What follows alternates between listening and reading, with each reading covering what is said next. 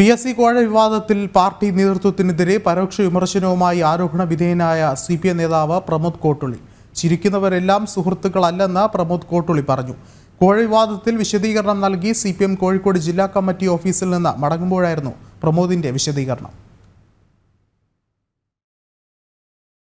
PSC കോഴ വിവാദത്തിൽ CPM പ്രതിരോധത്തിലായ സാഹചര്യത്തിലാണ് നേതാക്കളിൽ ചിലർക്കെതിരെ പരോക്ഷ വിമർശനവുമായി ടൗൺ ഏരിയ കമ്മിറ്റി അംഗം പ്രമോദ് കോട്ടുളി രംഗത്തെത്തിയിരിക്കുന്നത്.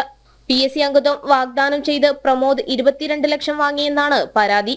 ചിരിക്കുന്നവരെല്ലാം സുഹൃത്തുക്കളല്ലെന്നാണ് പ്രമോദ് മാധ്യമങ്ങളോട് പറഞ്ഞത്. വസ്തുത പുറത്തുവരണം, യാഥാർത്ഥ്യം പാർട്ടി അന്വേഷിക്കട്ടെ എന്നും അദ്ദേഹം പറഞ്ഞു. അയാൾ ഒരു ആഡംബര ജീവിതം നയിക്കുന്നവരാണ്, അല്ലെങ്കിൽ അയാൾ റിയൽ എസ്റ്റേറ്റ് മാഫിയയുമായി ബന്ധമുണ്ട് എന്നൊക്കെ പറയുമ്പോൾ സ്വാഭാവികമായിട്ടും നമ്മളെ അറിയുന്ന, നമ്മളെ കൂടെ നിൽക്കുന്നവർ നമ്മുടെ സ്നേഹിതന്മാരും ഇത്തരം വാർത്തകൾ പ്രസിദ്ധീകരിക്കുന്ന ആൾക്കാർ നമ്മുടെ ശത്രുക്കളും അല്ലേ.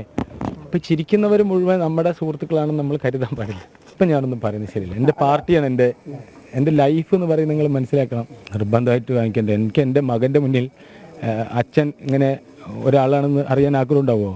തീ ഉണ്ടാക്കിയവരെന്നെ പോകാൻ പറയട്ടെ, എന്താണ് ആരോപണത്തിൽ വസ്തുതയില്ലെന്ന് തനിക്ക് കുടുംബത്തെയെങ്കിലും ബോധ്യപ്പെടുത്തണമെന്നും പ്രമോദ് പറഞ്ഞു.